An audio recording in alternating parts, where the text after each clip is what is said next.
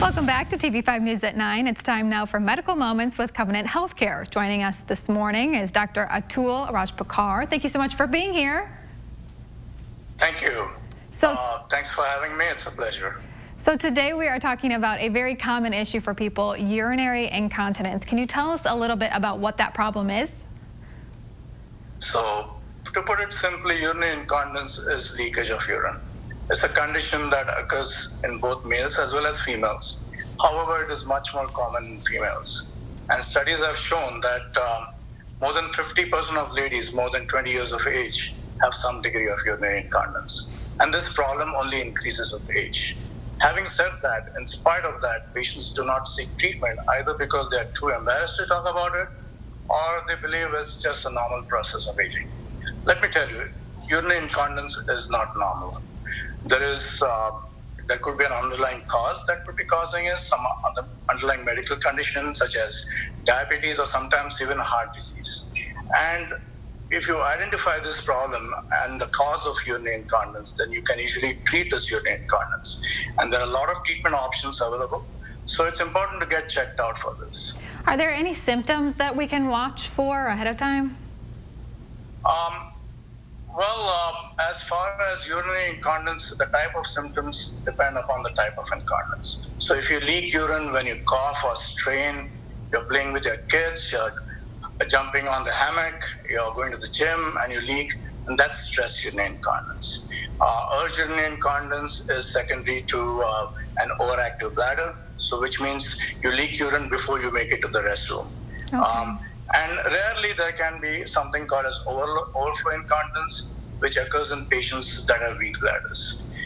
Now, in certain instances, there could be underlying factors like that predispose. Like, for example, in ladies, multiple pregnancies, childbirth, pelvic surgeries like hysterectomy, in males, prostate surgeries.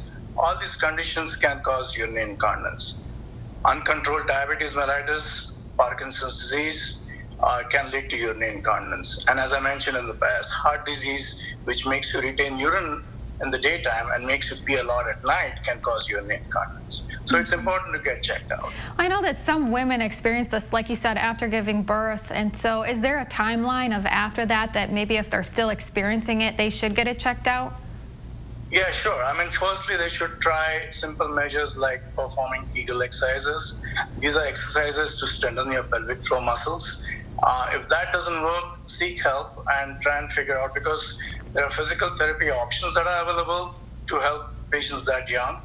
And if it's an unrecognized medical condition, for example, a patient could be having diabetes, that may be exposed in the process of evaluation. Okay, and I know you just kind of touched on it, but if someone is having issues with this, what is the first step that they should take, contacting a doctor like you just said?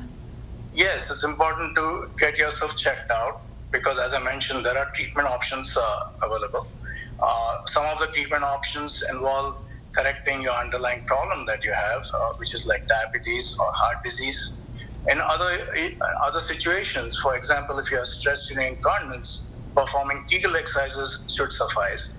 On yet other occasions, if things don't work, there are minimally invasive surgery options like putting slings, to mention one of them, which are outpatient procedures, which are pain-free and with minimal side effects and a lot of effectiveness. For urge urinary incontinence, you might do something as simple as cutting down the intake of pop and coffee, which is never a good thing. Or you may, if that doesn't work, there's medication available with minimal side effects. And nowadays, for patients who have very significant intractable urge urinary incontinence, there are minimally invasive treatment options available. For example, we put pacemakers through a small incision in the buttocks, which can help modulate or regulate the activity of your bladder, and which is very effective with minimal side effects. In other patients, we put medicines inside the bladder to control the overactivity. Now, these medicines need to be repeated every 6 to 8 months.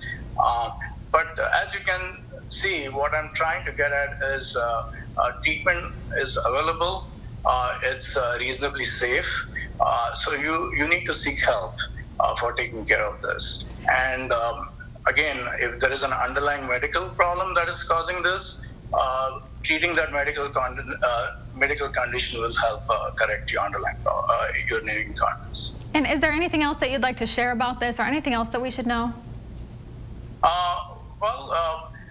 There are newer, for example, the pacemakers that I talked about. There are newer implants that have come out, which are more safe. They're smaller in size, which require smaller incision, and they are now MRI compatible. So in the past, we used to use these pacemakers, which were not MRI compatible. So if a patient had multiple sclerosis and you put in a pacemaker and they required a repeat MRI, we used to take the pacemaker out and put another one in. Now, because of these new pacemakers that are available, now we don't need to do that.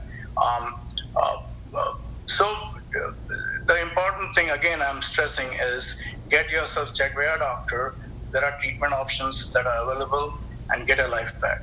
Okay, well, thank you so much for being here with us this morning, doctor. Thank you, my pleasure again. And if you would like any additional information on today's topic, you can just head over to the Hot Links page on WNEM.com.